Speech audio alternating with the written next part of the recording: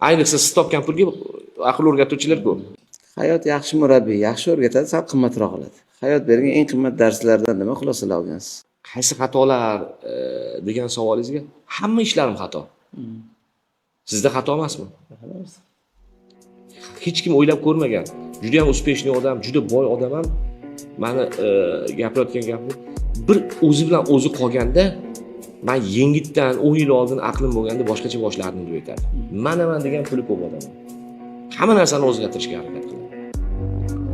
Shu odamga, mana shu joylarni qurgan odamga bilmayman nech pulga qurilgan, o'sha shu summani yana qo'yib qo'yib, yana u boshqa joyda qurasan desa hech qachon qurmaydi. Xuddi shunaqasi. Qimmatga tushgan xato, xulosasi bor. Misol, lekin o'zi восхищаться qiladi, xursand. Lekin yana qilasan desa qilmaydi. Kayfini narxiding. Hech qachon qilmaydi. Bu oddiy bir nima. Shu lekin qilingani qoldi.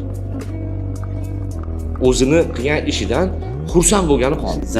Zavq qoldi. Ya'ni hayotda nimadir qilish kerak.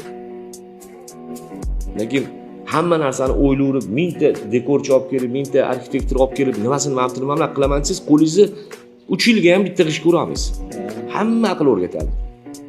Ayniqsa siz topgan pulga aql o'rgatuvchilar ko'p.